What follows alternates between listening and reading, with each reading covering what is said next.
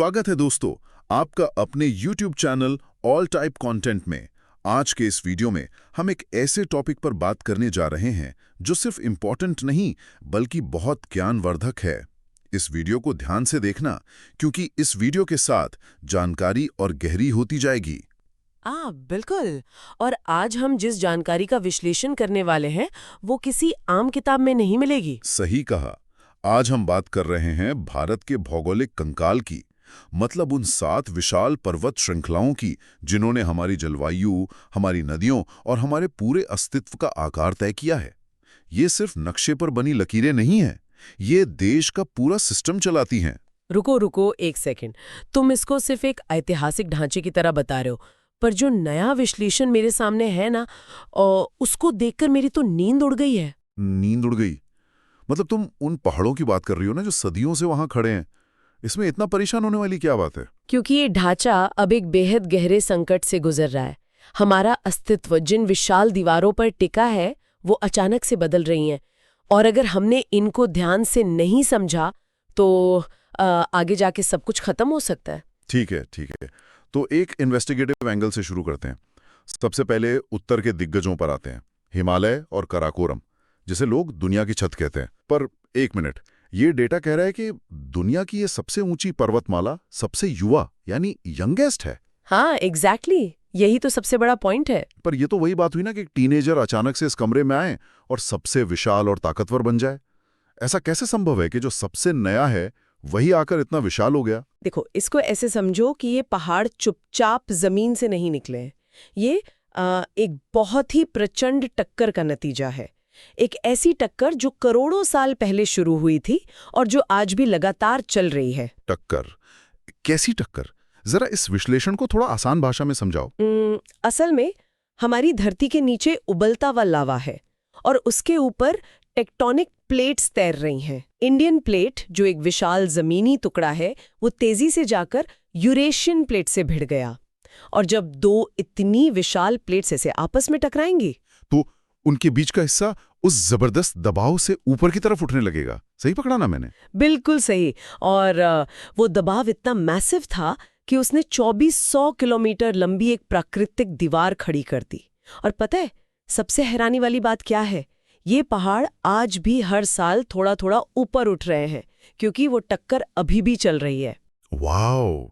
इसका मतलब काराकोरम की जो केटू चोटी है, जो 8611 मीटर ऊंची है, और हिमालय की कंचनजुंगा और नंदा देवी, ये सिर्फ बर्फ के ढेर नहीं है, ये इस लगातार चल रहे भूगर्भिक युद्ध का सबूत हैं।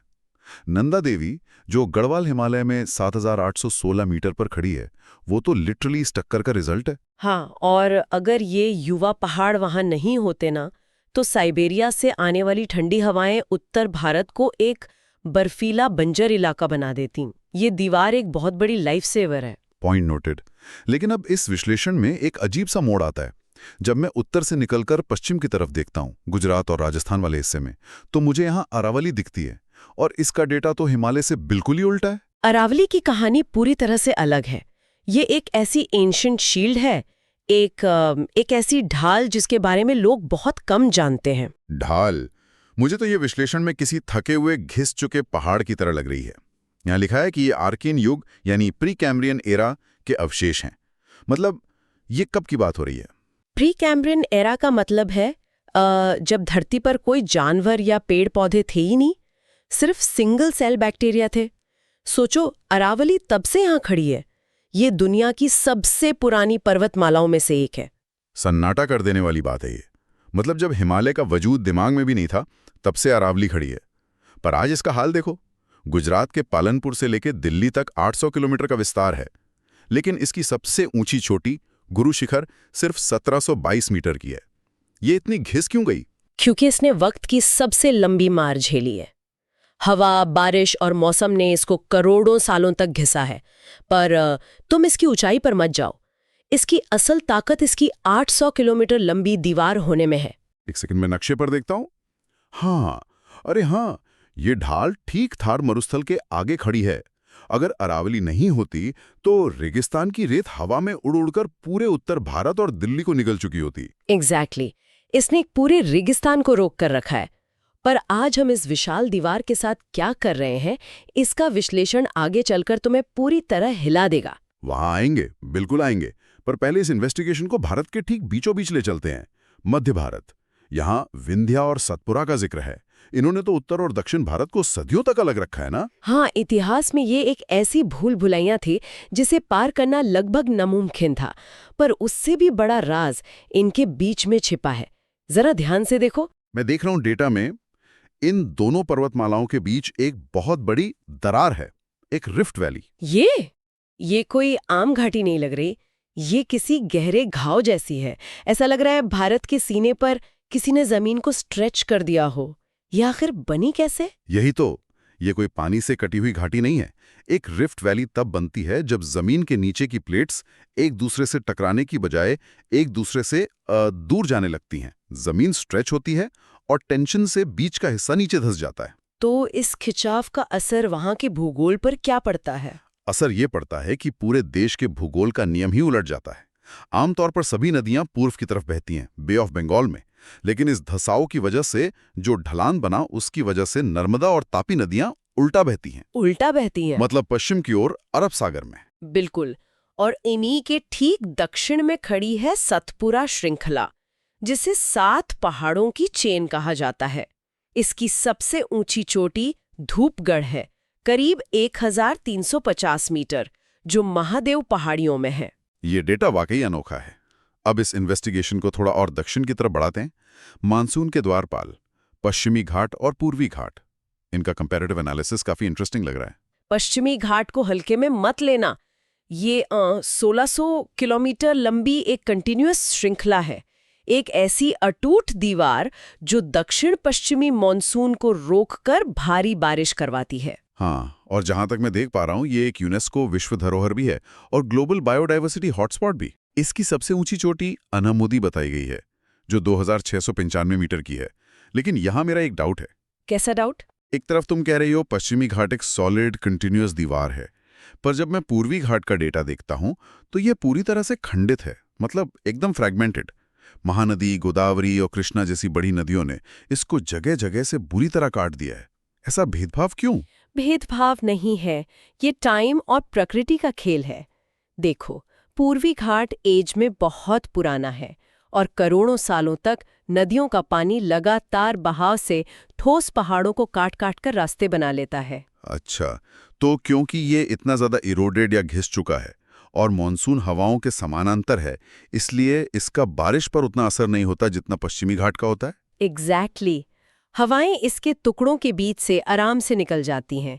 इसलिए यहाँ की सबसे ऊंची चोटी जिंधागाड़ा, जो मात्र 1690 मीटर की है, वो पश्चिमी घाट के आगे काफी छोटी लगती है। तो अब हमारे पास इस पूरे भौगोलिक कंकाल के पीसेज आ चुके हैं। हिमालय की बर्फीली दीवार, अरावली की पुरानी ढाल, विंध्या सतपुरा का घाव और घाट्स की मानसूनी दीवारें, इन सबको जोड़कर देखा जाए तो ये सिर्फ पहाड़ नहीं है, ये तो हमारा पूरा इकोलॉजिकल लाइफ सपोर्ट सिस्टम है। वही तो मैं शुरू से कहने की कोशिश कर रही हूँ। ये हमारी लाइफ सपोर्ट मशीन है, जो पानी देती है, मौसम कंट्रोल करती है और जैव विविधता बचाती है। चाहे हिमालय में स्नो लेपर्ड हो या दक्षिण में नीलगिरी तहर, सब इसी ढांचा पर जिंदा है। लेकिन अब उस असली संकट पर आते हैं जो इस विश्लेषण का मेन मुद्दा है। हाँ, तुम शुरुआत में काफी परेशान लग रही थी। डेटा में ऐसी क्या बात है जो हम मिस कर रहे हैं? हम मिस नहीं कर रहे, हम तबाह कर रहे हैं। सुनो इसे ध्यान से। हिमालय में जलवायु परिवर्तन की वजह से ग्लेशियर्स तेजी से पिघल रहे हैं। गंगा, गोदावरी, कावेरी, इन सब का जल सुरक्षा चक्र गड़बड़ा रहा है। पर सबसे डरावना हिस्सा अरावली का है। अरावली, वही 800 किलोमीटर लंबी शील जो थार रेगिस्तान को रोकती है। वहां क्या हो रहा है? अवैध खनन, इलीगल माइनिंग। हम रियल एस्टेट और पत्थर के लालच में उस ढाल को बारूद से उड़ा रहे हैं। पहाड़ियों को पूरी तरह समतल किया जा रहा है। क्या तुम मजाक कर रही हो? एक मिनट, हम एक्चुअली उस ढाल को तोड़ रहे हैं जिसने रेगिस्तान को आगे बढ़ने से रोका हुआ है। ये तो सीधा सीधा अपने पैरों पर कुल्हाड़ी मारना हुआ है। कुल्हाड़ी नहीं, हम अपना अस्तित्व मिटा रहे हैं। हरियाणा और आसपास के इलाकों में अरावली के बीच बड़े बड़े गैप्स बन गए हैं और अब थार मरुस्थल की रेत वहां से उड़ उड़कर दिल्ली और उपजाऊ खेतों में घुस रही है। ये डेटा सच में दिमाग खराब करने वाला है और मुझे लग रहा है दक्षिण भारत का हाल भी कुछ अलग नहीं होगा। बिल्कुल नहीं। पश्चिमी घाट में जो हमारा मॉनसून इंजन है, वहाँ लगातार वनों की कटाई हो रही है, अतिक्रमण हो रहा है और हाथी गलियारे यानी एलिफेंट कॉरिडोर्स को नष्ट किया जा रहा है। हम इस पूरे भौगोलिक ढांचा को एक कंक्रीट के जंगल में बदल रहे हैं। तो इस इन्वेस्टिगेशन का कंक्लूजन काफी संगीन है। विकास और कंजर्वेशन के बीच संतुलन बनाना ही अब एकमात्र रास्ता बचा है, वरना हमारा परिस्थितिकी भविष्य पूरी तरह अंधकार में है। ये बात बिल्कुल शीशे की तरह साफ हो चुकी है। हाँ, क्योंकि बिना इस कंकाल के देश का भूगोल और इतिहास दोनों मिट्टी में मिल जाएंगे। हम अपनी सांसें रोकते जा रहे हैं और हमें पता भी नहीं लग रहा। तो दोस्तों, इस गहरे विश्लेषण के बाद आज का ये सफर एक ऐसे मोड़ पर आ गया है जहां हमें अपने आप से एक बहुत जरूरी सवाल पूछना चाहिए। जरा सोचिए, अगर ये पर्वत श्रृंखलाएं हमारी जलवायु, हमारी नदियों और हमारी सीमाओं को तय करती हैं, तो जब मानवीय लालच से इनका मूल स्वरूप ही पूरी तरह बदल जाएगा, तो हमारे भूगोल और हमारी संस्कृति का क्या होगा? ये सिर्फ पहाड़ों के ढहना नहीं होगा, ये हमारे अस्तित्व का बदलना होगा। बिल्कुल, और ये संकट उतना ही हकीकत है जितनी कि आपकी और मेरी सांसें। यदि हमारे द्वारा दी गई जानकारी पसंद आई हो, तो हमारे चैनल को जरूर सब्सक्राइब करें। Thank you.